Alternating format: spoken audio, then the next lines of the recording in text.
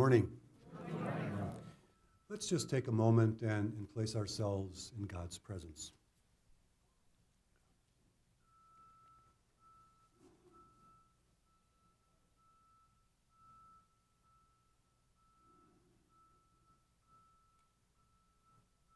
Saint Therese. When Therese was lying on her deathbed, she said to one of her blood sisters, if the saints came back to earth, most of them would not recognize themselves by what we say and by what we write about them. She also said that for a saint to be a model in her life, she had to see their real life and not their imagined life. Therese had no use for a sentimental portrayal of the saints. In fact, she also says in the last conversations that most of the sermons that she heard on the Blessed Mother in Lisieux, Carmel, she had absolutely no use for, because they put Mary so much on a pedestal that she could not see Mary's real life, but the imagined life. There's a real irony in these statements of St. Therese, considering that few saints have fallen victim to as much sentimentality as St. Therese herself. And part of the reason has to do with her entree into the world, namely her autobiography, The Story of a Soul.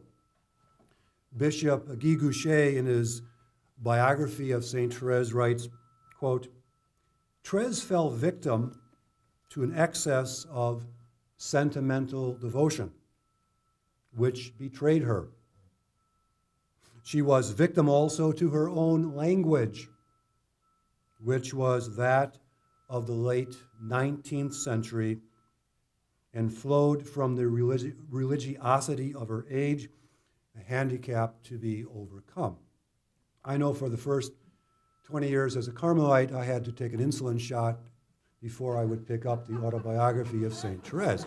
In fact, there's even on the net, there is a website entitled Theresophobia, for those who have a problem with St. Therese.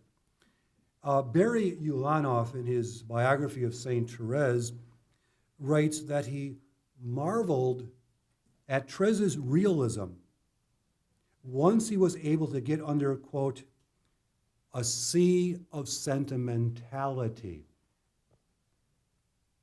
Realism is not a word that we often associate with St. Therese, but if we're able to get below the surface and see the unvarnished truth of her life, we will discover a flesh and blood human being who struggled with the human condition.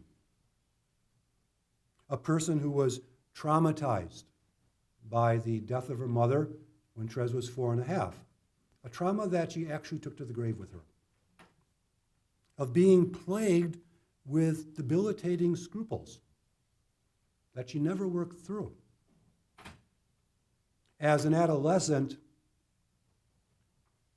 of having her father institutionalized in a mental asylum. Her crisis of faith, where in the last 18 months of her life, she doubted whether there was an afterlife. And as far as we know, that's the state in which she died. We have no evidence to indicate otherwise.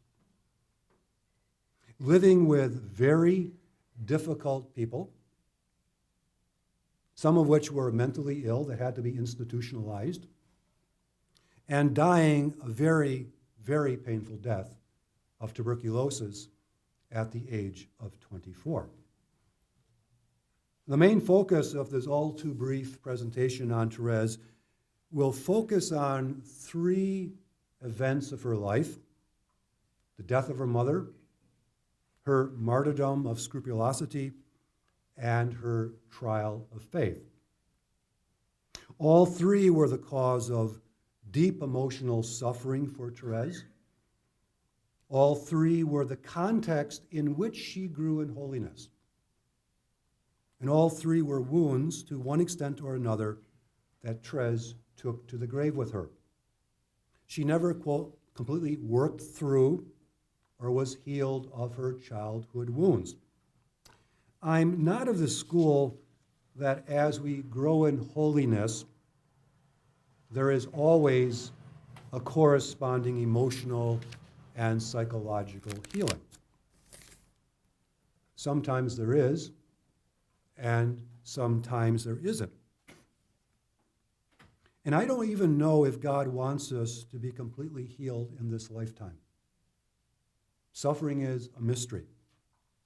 Our wounds, like Therese, may be the context of our growth in holiness because they're the areas in our lives in which we have to make the most excruciating choices and where we are called to utterly rely upon the grace of God. But before we look at these three areas in Therese's life, I'd like to just take about 5 minutes and mention some of the basic facts of Therese's life, especially for those of you who might not be familiar with the life of St. Therese. Therese was born on January 2nd, 1873 in Alisson, France, in a pious, upper-middle-class family. Her father, Louis, was a watchmaker by profession, who once aspired to join the abbey, the monastery of St. Bernard's in the Alps, but was refused because of an ignorance of Latin. Therese's mother, Zélie Guérin, was a lace maker by profession. She had her own business. She employed more than 20 women in her business. And likewise, she aspired to be a religious of the Sisters of St. Vincent de Paul, but was dissuaded for reasons of health. Louis and Zélie had 9 children, 4 of whom died, and the 5 girls that survived all became nuns. 3 of Therese's blood sisters, Marie, Pauline, and Céline, lived with Therese in Lisieux, Carmel. There was also Léonie, who became a visitation nun, somebody who was mentally slow, who had a very disruptive personality, whom Therese calls in her autobiography, Poor Léonie. She's writing to her sisters. That's kind of shorthand for everything that happened in their childhood. Therese was brought up in a very Catholic home. Daily Mass was the practice of both parents. Sunday was reserved for a day of worship, not only Mass, but Vespers in the evening. But the Martin family wasn't just a pious family, it was a very charitable family. And this is an aspect that you will not pick up in Therese's autobiography, Story of a Soul. For example, Louis founded and was very active in the local chapter of the St. Vincent de Paul Society in Alisson. His involvement entailed a considerable amount of time negotiating and haggling with government departments attempting to find shelter or medical assistance for street people. Louis was always picking up alcoholics out of the gutter and bringing them home, sobering them up, giving them a meal and clothing. Zélie, likewise, who was a third-order Franciscan. As a Carmelite, we were kind of embarrassed about this, but anyways, she was a third-order Franciscan. She helped to nurse the sick of the neighborhood.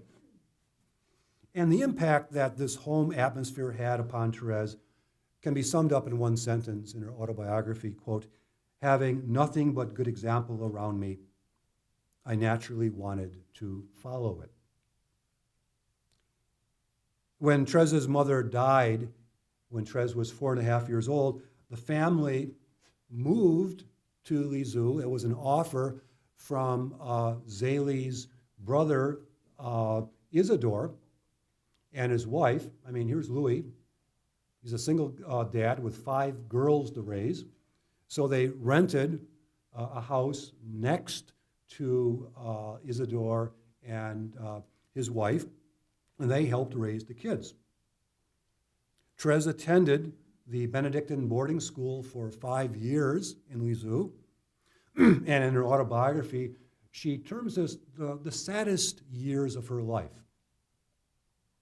When Therese was 10 and a half years old,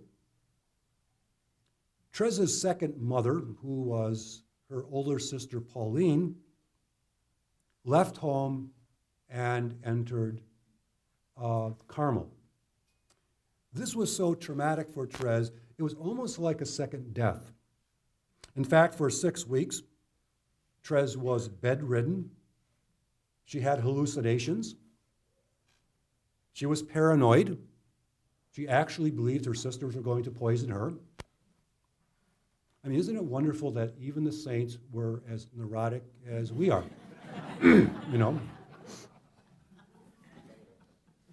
At age 12 and a half, Therese attended a retreat at the Benedictine school, an experience that was so terrifying that it triggered a major attack of scruples that she suffered for 18 months.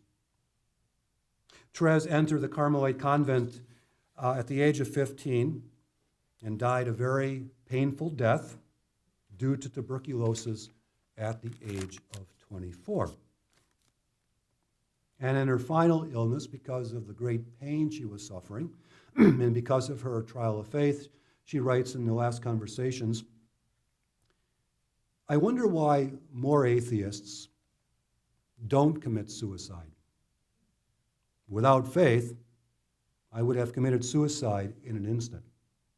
In fact, she actually asked her sister to take the medicine off the table next to her bed because she said maybe in a moment of pain, she might have taken that medicine. I find it very comforting to know that even the saints know what it means to want it to be all over with. Have you ever considered how much an exercise of faith it is to choose to stay alive and just to slug it out through another day? When you want to have it all over with, pray to Therese. She truly understands. And to all appearances in Carmel, to some of the nuns, Therese was a mediocre religious. So much so that when Therese was dying, one of the nuns said, quote, "Sister Therese will die soon. What will Mother Prioress be able to write about her in her obituary? She entered our convent, she lived and died. There's nothing else you can say. We cannot even say that she was a good religious. For we never saw her practicing virtue. And deliberately so. She kept her deeds of mercy secret." If you want a good goal in your life, try to live in such a way that when people look at you, they'll say, "Now there's a mediocre Catholic." I didn't say be one. I mean, there's a deep transformation of the ego, of how we present ourselves before the world, that Therese went through. Now, let us turn to the first major crisis in Therese's life, and that was the death of her mother Zélie, that Therese suffered when she was 4.5 years old.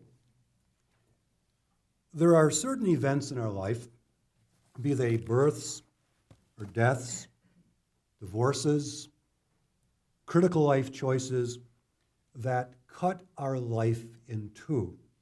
Events that emotionally define the words before and after. Definitive moments after which we know that life will never be the same again. The death of Therese's mother was such an event for Therese. Her death was so traumatic that Therese defines the chapters of her life in relationship to her mother's death. "The first period of my life extends from the dawn of my reason until my mother's departure in heaven.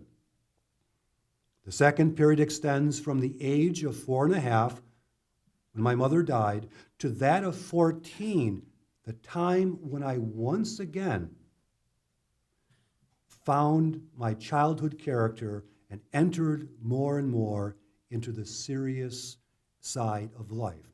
In short, Zélie became the inner emotional reference point for Therese. The first period of her life was how Therese experienced herself before her mother died. The second period was how she was after her mother died. And the third period was how she was when she regained what she had lost at the time that Zélie died. The death of Therese's mother completely changed Therese's personality. She writes, quote, "My happy disposition completely changed after Mama's death. I, once so full of life, became timid and retiring, sensitive to an excessive degree.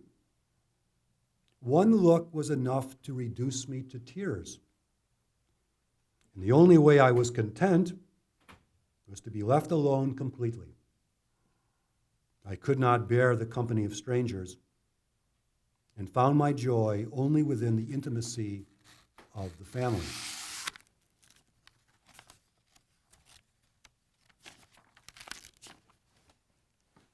To give some explanation for this drastic change in Therese, we need to look at Therese's history of early childhood separations from mother and mother figures before Zélie died. When Therese was 3 months old, Therese was separated from Zélie. Because of poor health, she refused to nurse from Zélie. Zélie was brought to a wet nurse, Rose Tilly, who lived on a farm several miles from Elisson. And Therese lived with Rose for 11 months. And during this first critical year of life, when the foundation of personality is laid, as we would expect, Therese bonded with Rose as mother. And we have evidence to this. For example, when Rose would come into Elisson on market day, she would drop Therese off at the Martin household. But often they had to bring Therese down to the market to be with Rose, because as Therese is sitting on her biological mother's lap, she's crying for her mother.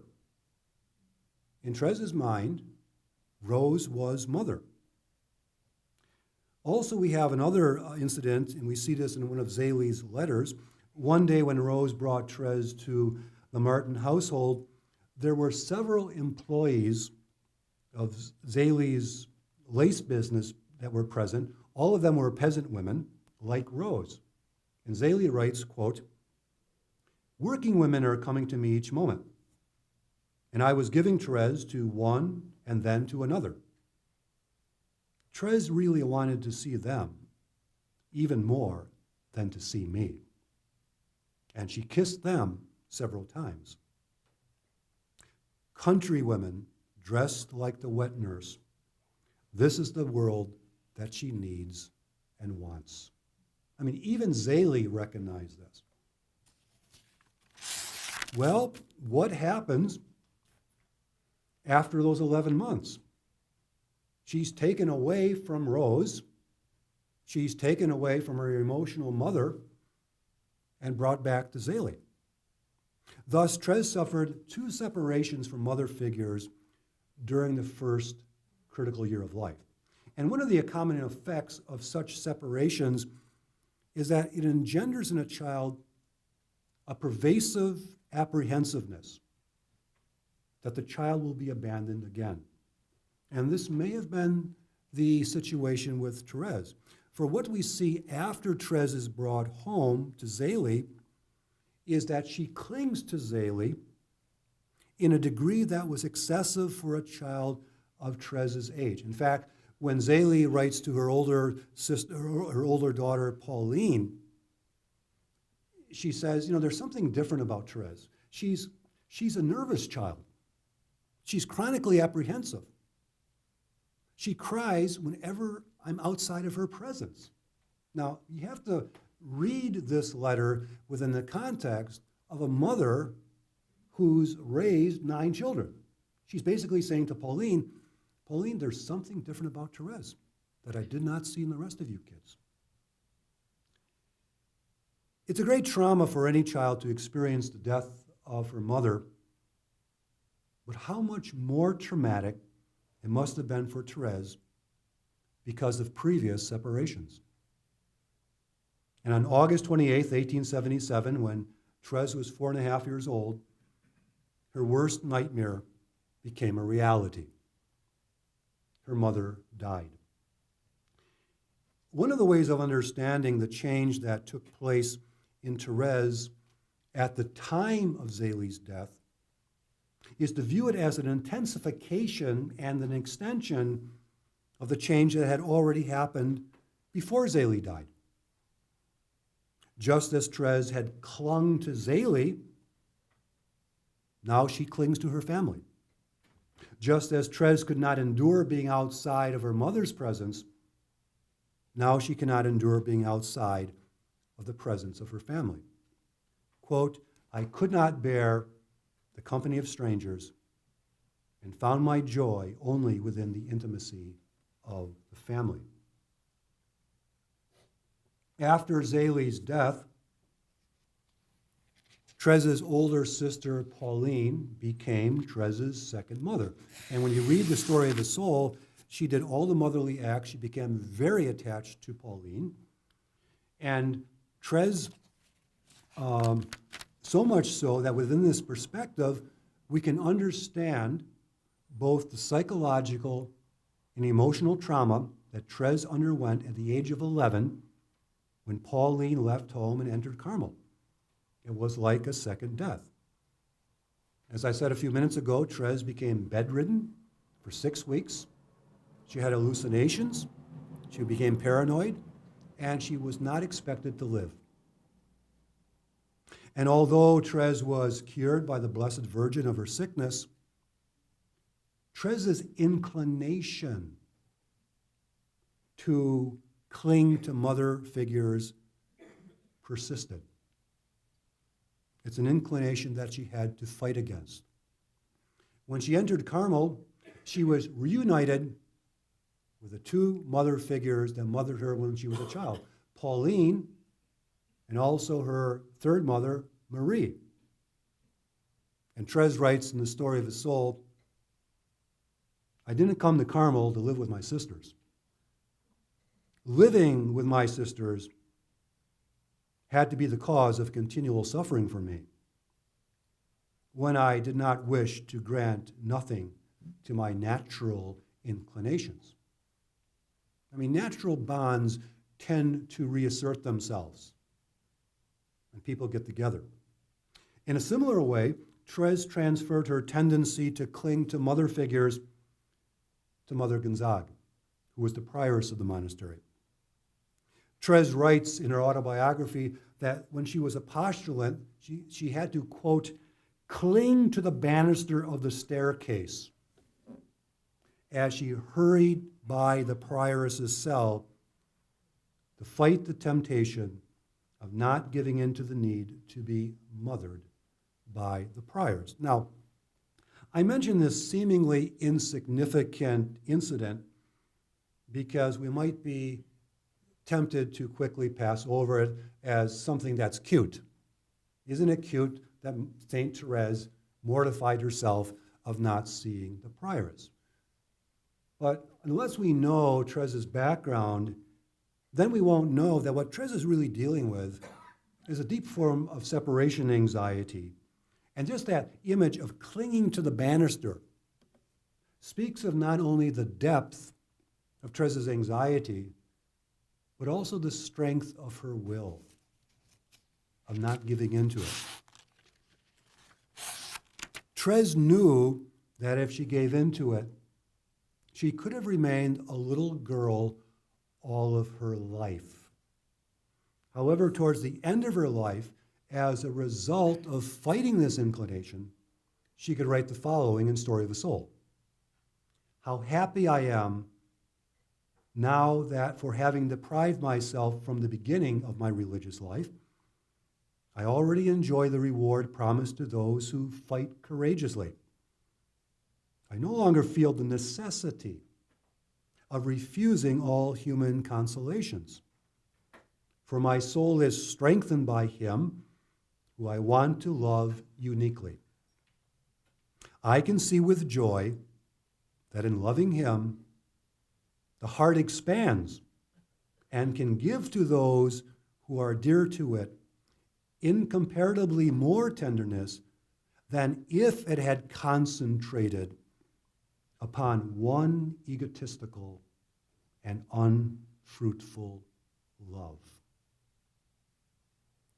Now, what we see here is that an emotional scar of Therese's childhood was not an obstacle to her growth in holiness.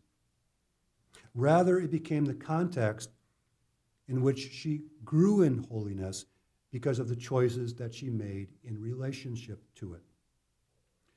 Therese was emotionally scarred and emotionally mature. And what I mean by this is that she made heroic choices not to be ruled by her feelings. And isn't this really the big fight of every day, of grappling with our emotions and making choices to do the will of God in the faces of anxiety, depression, anger? And Therese had a big problem with anger, as we will see. But it also needs to be pointed out that Therese never completely got over her inclination to cling to mother figures. Even when she was dying, in her dreams, in the anxiety of her dreams, it was Pauline, her second mother, who would come to her in her dreams to console her. I think that here Therese is a sign of hope for all of us.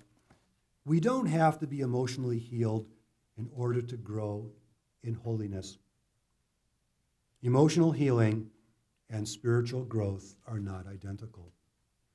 I often tell people that come to me for spiritual direction, one thing I don't want you to do is try to get over some wound in your life. That can be a good recipe for depression because you may never do so. I simply tell them, do your best to respond to the will of God in the moment. If God heals you, that's God's will. And if God doesn't, that's part of the mystery of suffering. Another aspect of the personality change that Therese had undergone as a result of Zélie's death was her oversensitivity. Quote, my happy disposition completely changed after Mama's death. I, once so full of life, became timid and retiring, sensitive to an excessive degree. One look was enough to reduce me to tears. And Therese was easily hurt, and she realized that this was a real obstacle for her to enter religious life. She writes in the autobiography, quote, I was really unbearable because of my extreme touchiness. I really don't know how I could even entertain the thought of entering Carmel when I was still in the swaddling clothes of a child, when I was still in diapers. Therese said that she needed a miracle of grace to overcome this sensitivity, which she received at the age of 14. When in her words, she, quote, received the grace of leaving my childhood, and when I discovered once again the strength of soul which I had lost at the age of 4.5, when her mother died. Now, in order to grasp the significance of this grace, we have to understand its nature. To do so, we need to describe what happened on December 25th, 1886, what has been called Therese's Christmas conversion, when Therese was 14 years old.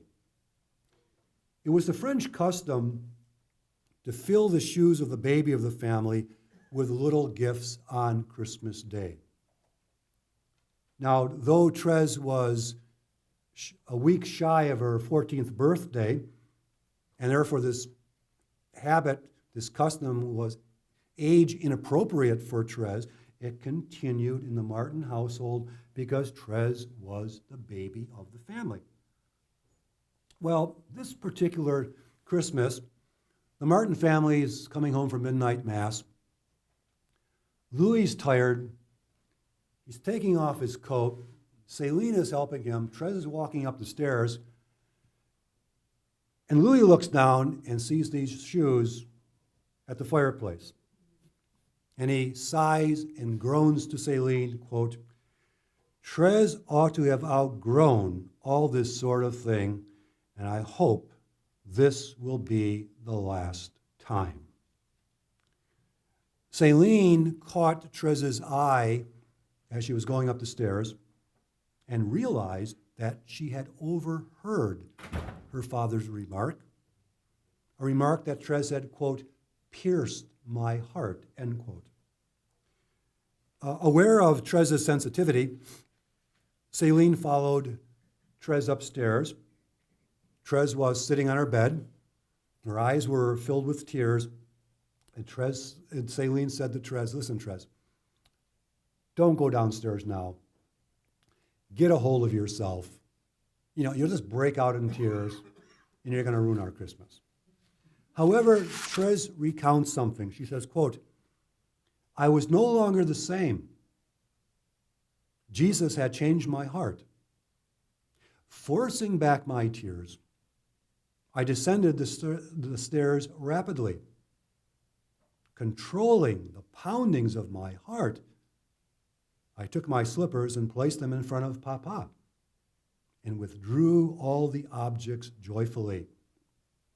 I had the happy appearance of a queen. Having regained his own cheerfulness, Papa was laughing. Céline believed that was all a dream. Fortunately, it was a sweet reality. Therese had discovered once again the strength of soul which she had lost at the age of 4.5, and she was to preserve it forever. On that night of light began the third period of my life," unquote. Now, here is an account of a teenage girl choosing to control her feelings, a seemingly insignificant event, but she considered it the turning point of her life. And it's crucial to understand, the pollen is very, very bad today, by the way, that this grace that Therese received did not heal Therese of her hypersensitivity. Rather, it gave her the strength to choose to control it. Her father's mark had deeply hurt Therese. Her feelings were not changed. Rather, she was given the strength to control them. Quote, "forcing back my tears and controlling the poundings of my heart." This wasn't just a conversion on a psychological and emotional level, but there was a deep conversion on a spiritual level too. Louis was going through a bad time. He was down, and Therese knew it. Now, hold on to your seat, folks, because what I'm about to say might be one of the most countercultural things you'll ever hear. Therese went down to restore her father's happiness because she knew there was something more important in life than your feelings. And that is to love another human being. How often is it that we feed ourselves the excuse, because I feel hurt, we exempt ourselves from what God asks us to do? In this battle of her feelings, she had to fight for the rest of her life. God did not remove Therese from the battle of her emotions, but gave her the fortitude to remain in the battle. Freud once said that therapy ends when we're dealing with our problems and they're no longer dealing with us. I think that's a very realistic turning point in our lives. I mean, the things that I know in my life that I've been dealing with the last 60 years, I'll probably take to the grave with me. And I suspect the same is with you. We often never get beyond the major battles of our lives. At Therese's beatification process, her sister Pauline testified that, quote, in Carmel, Therese was just as sensitive to hurt as to others and found people just as annoying. She never got beyond this. She was given the strength to deal with it. Again, I think the significance of Therese regaining the strength to deal with her hypersensitivity without being healed of it is a part of the message of hope for all of us. Namely, that growth in holiness does not depend upon a change in feelings. Sometimes our emotions change, and sometimes they don't. Therese found the nuns in Lisieux Carmel just as annoying, just as irksome, just as irritating as everyone else. In fact, in her autobiography, she writes of one nun, Sister Therese of St. Augustine, whom, in her own words, I had, quote, a natural antipathy towards. A nun who, quote, in everything, in her ways, her words, her character, everything, she annoyed me. Therese once called her a potted lily because she was so stiff and rigid in her personality. Now, Therese wrote these words in the final months of her life. She never got beyond her feelings towards this nun, but she chose to love her. Quote, I told myself that charity must not consist in feelings, but in works. Therefore, I set myself to doing for this sister what I do for any person I love the most. Have you ever considered that the person in your life whom you feel the deepest anger towards, an anger that may never go away, may be the instrument through which God intends for you to grow in charity and holiness? This may be the most important person in your spiritual life. Therese tells us that when her struggles, in her words, quote, became too violent, my last means of being defeated was desertion. At times, she literally could not stand the presence of this nun, and she had to meekly take herself out of the room. And I think it was a victory in two senses: the humility of accepting her limitations, and a victory as charity. If I stay here for 5 more minutes, I might say something I will regret for the next 10 years, and I've got to live with this woman. Therese accepted the depth of her anger. In fact, sometimes she used to go down the back staircase to avoid this sister. You ever do that in your office?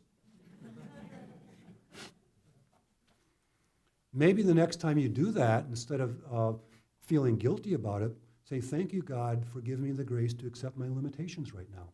Make that a prayer. Anything that we can feel guilty about, often we can turn into gratitude. Therese regarded the irritation that she felt towards community members not as an obstacle for growing in love. It was actually the condition for her to grow in virtues. In fact, regarding all temptations, Therese writes, quote, keep in mind the method to make copper objects shine. You smear them with mud, like a real gritty mud, and after which they shine like gold. Temptations are like mud for the soul. They serve to make the virtues which are opposed to these temptations shine forth. The nun whom Therese was angry with by nature, I think, made Therese gentle by grace. This nun was the part of the mud of Therese's soul, that she grew in gentleness and charity. Again, I think the message is clear. Just as Therese lived and worked with people who irritated her, who made her furious, so do we. There's a saying in religious life that religious life is the place where the person you would never choose to live with lives, and if they die or are transferred, are immediately replaced by the same type of person. And I'm sure you can say this about your own life, your own job, you know? And as she tells us, her feelings, which she never got beyond, were part of the context of her growth in holiness, and the same is true with us. Now let's move on to another troublesome aspect of Therese's personality that was rooted in her childhood and remained a problem for the rest of her life, and that was her scrupulosity. And I'm not using this term lightly, okay? The cause of Therese's scrupulosity was a heresy called Jansenism that infected the French church. Jansenism emphasized the corruption of human nature, the feebleness of the human will, the absolute necessity of grace for salvation, and that only a chosen few were predestined to be saved.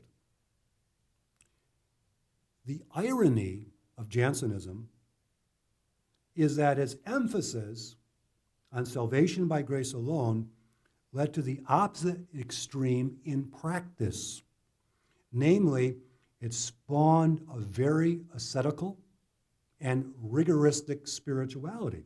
This was because one needed a life of severe penance and good works to point to as a proof that you were one of the predestined saved. French Catholicism during Therese's lifetime was predominant in the church. Jansenism was predominant in the church. It tainted Catholic pedagogy. Sermons focused more on the justice, the severe justice of God than of mercy. And this gave rise to an excessive introspection that was the seedbed of scrupulosity.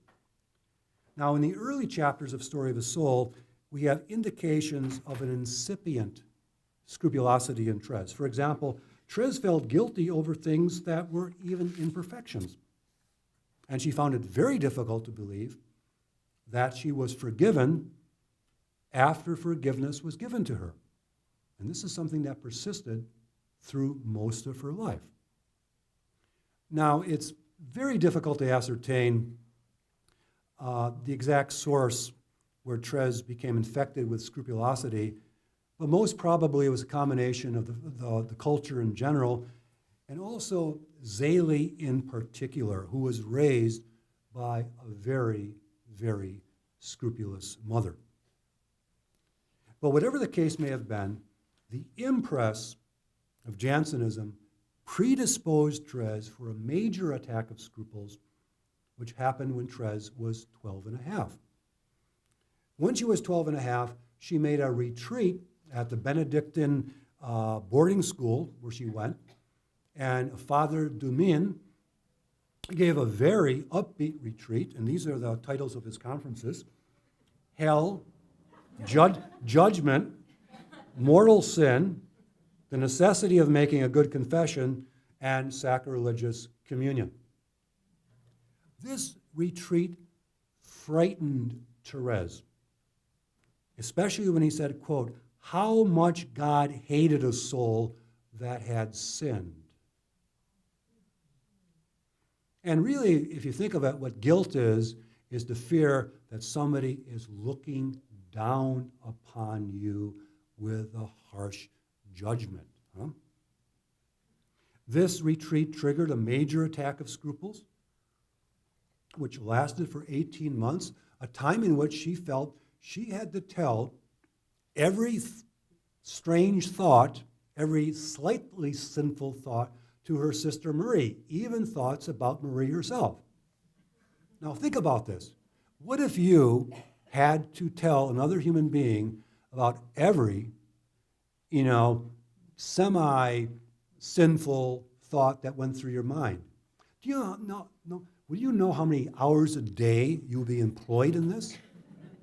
I mean, Therese called this a martyrdom, and it really was.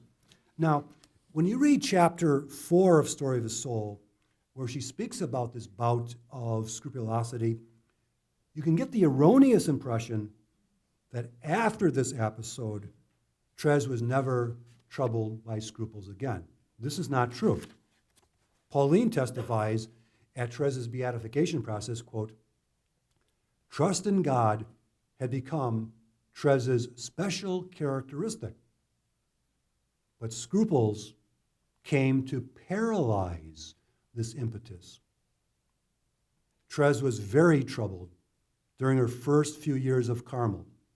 This was partly because of what she heard it said in some sermons, that it was very easy to offend God and to stain one's purity of conscience.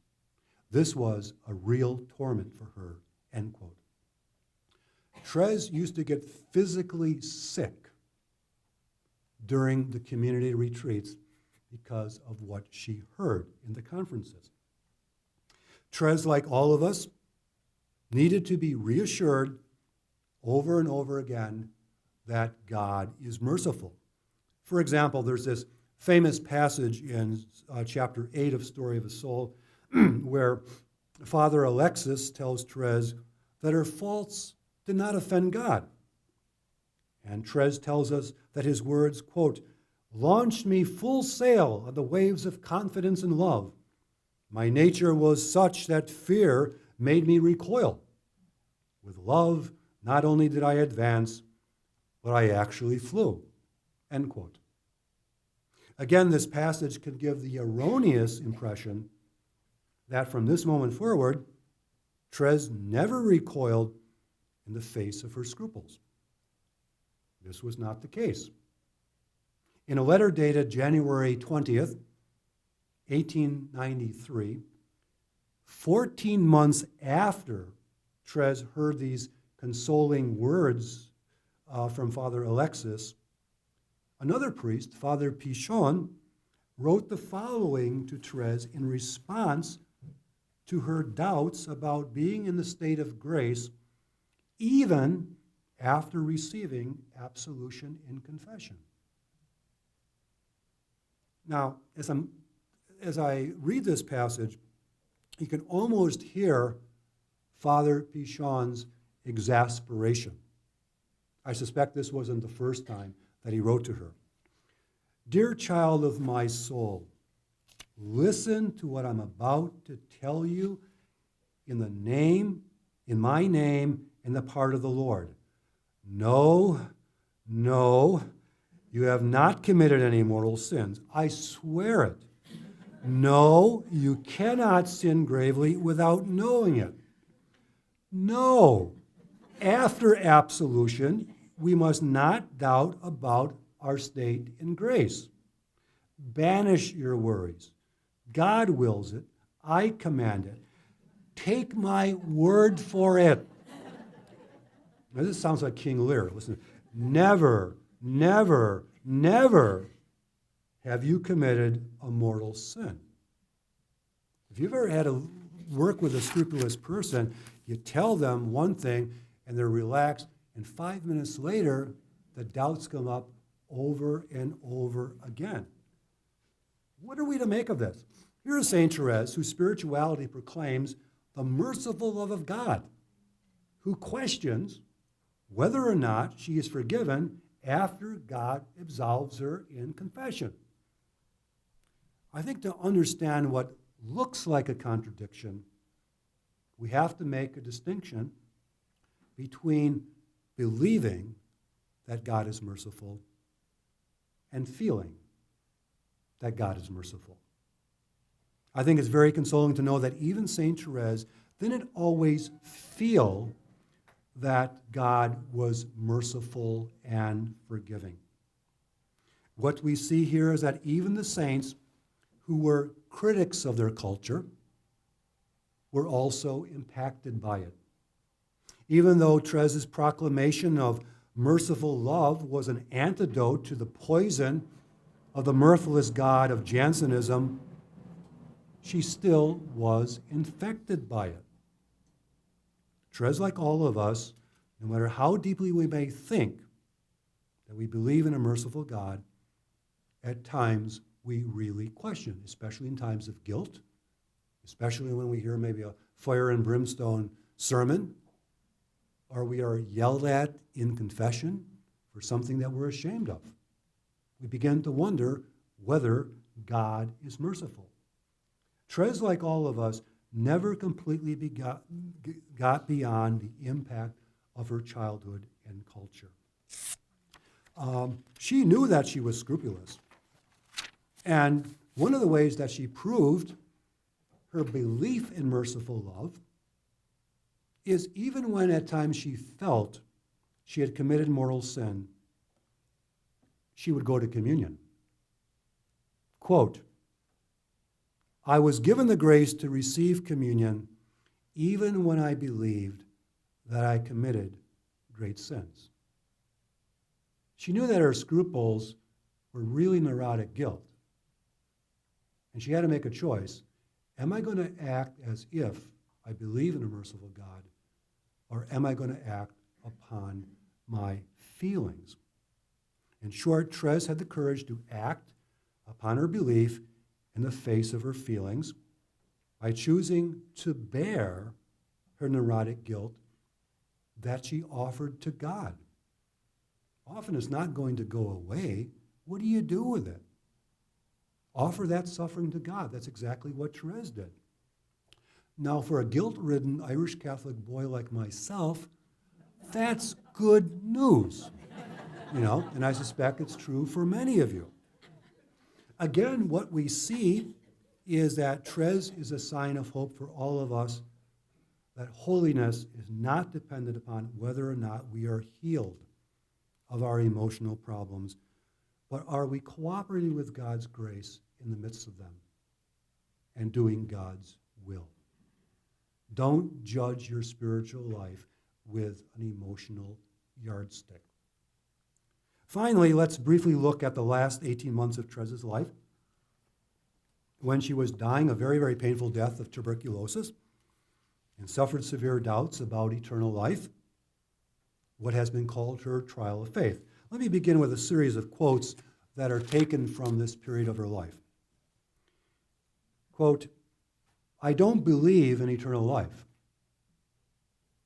It seems to me that after this mortal life there is nothing anymore. Last evening I was seized with a veritable anguish, and my darkness increased.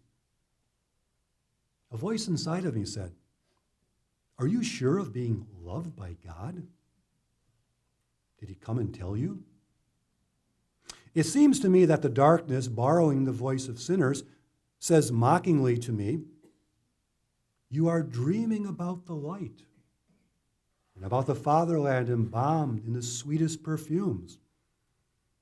You are dreaming about the eternal possession of the Creator of all these marvels. You believe that one day you will walk out of this fog that surrounds you. Advance. Advance. Rejoice in death, which will not give you what you hope for, but a night still profound, a night of nothingness.'" Sartre could have written this. "Frightful thoughts obsess me.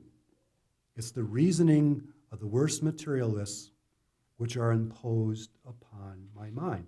When Therese woke up on Good Friday morning, 1896, 18 months before she died, and blood was coming out of her mouth, the first sign that she had contracted tuberculosis, she was filled with joy of the prospect of going to heaven.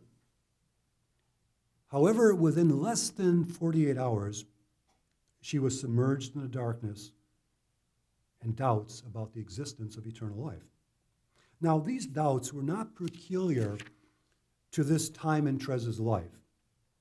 For example, during her retreat of 1891, 5 years prior to the onset of her trial of faith, Therese writes, quote, "At that time I was having great interior trials of all kinds,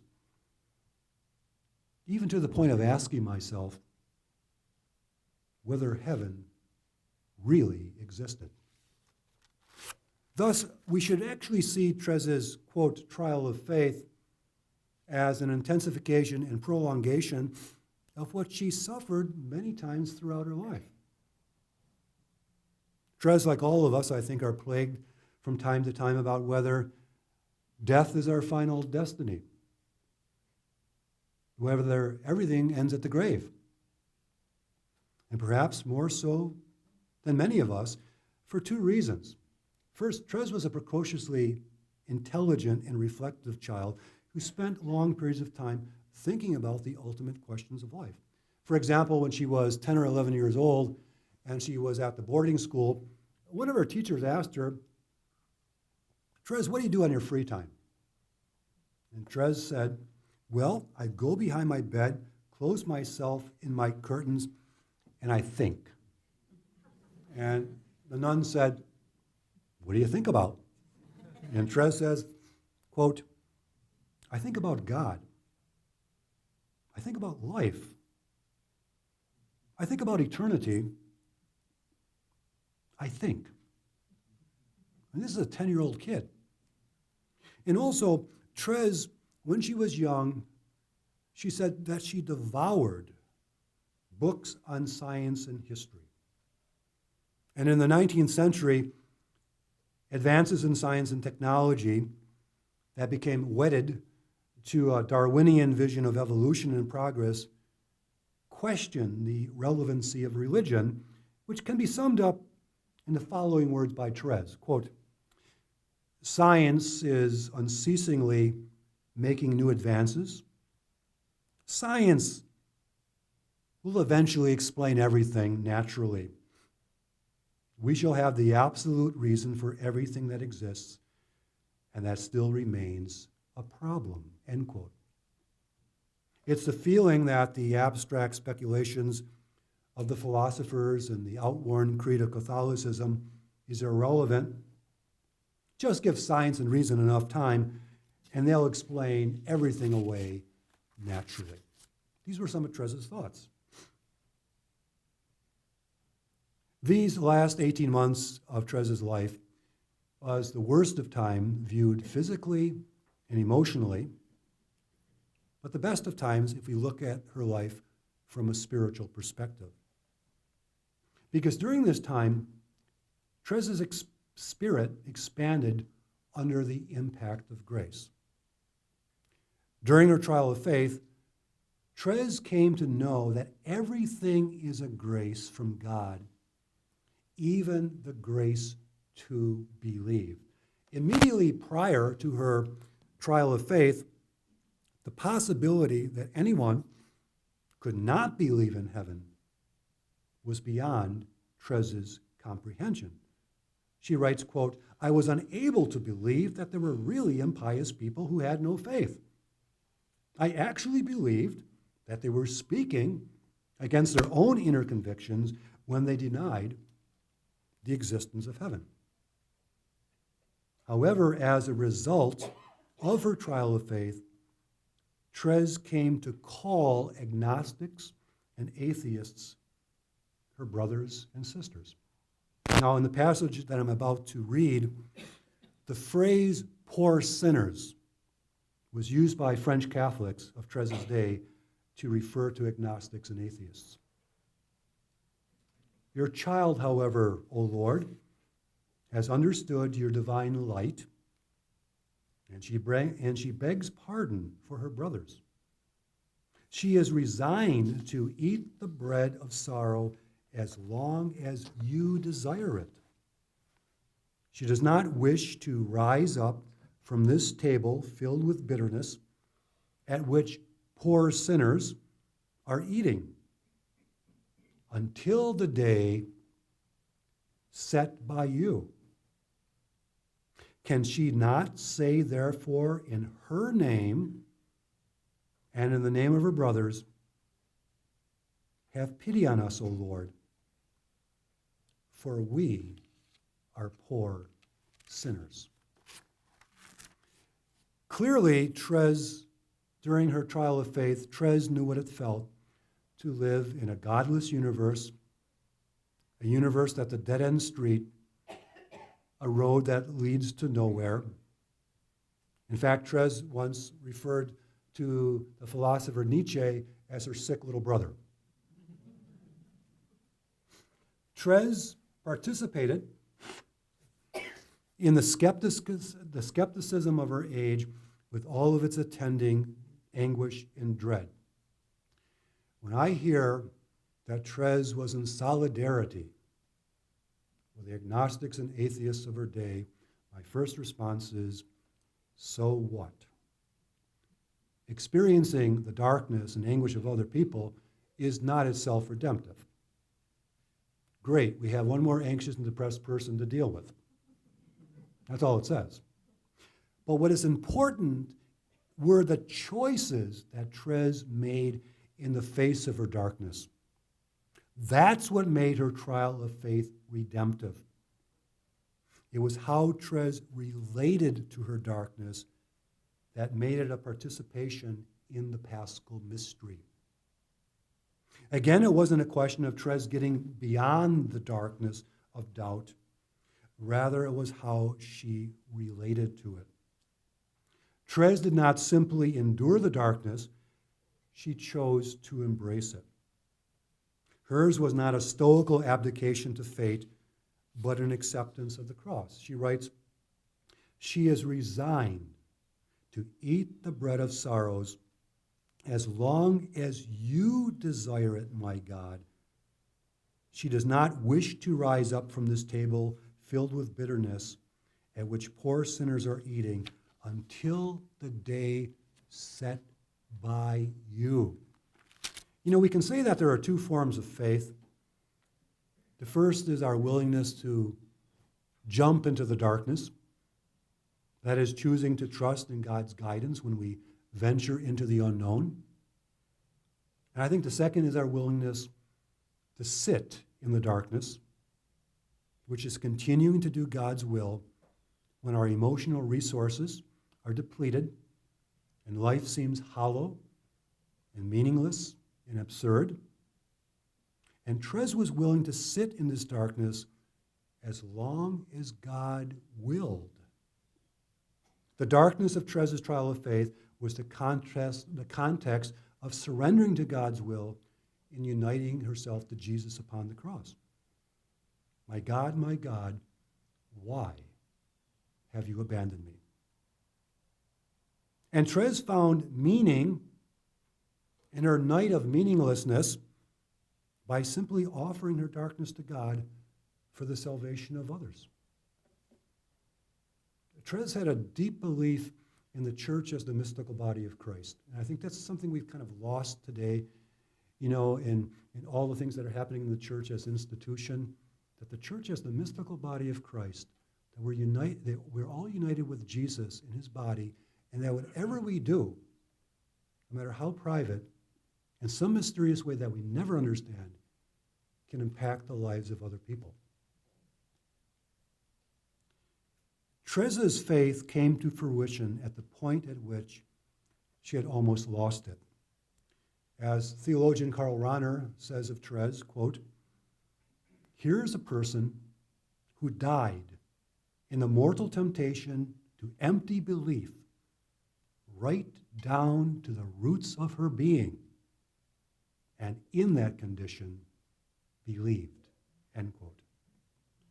Therese's doubts of faith were not antithetical to her faith, but the context in which her faith matured. These are the worst of times in our life of faith, viewed from a psychological and emotional perspective. But from a spiritual perspective, they are potentially the best of times. For when we continue to do God's will without emotional support, in darkness, our love of God and neighbor grows and is purified. Therese expressed this truth in her poem, A Gloss on the Divine, which she composed during her night of faith. She writes, quote, "Without support, yet with support, living without light in darkness, I am wholly being consumed by love. I have no other support than my God, and now I proclaim what I value near him is to see and feel my soul supported without any support." In this poem, I think Therese touches upon one of the paradoxes of the spiritual life, namely that it's at the point when we are devoid of all human support and we continue to say yes to God that we experience a support that is beyond the human.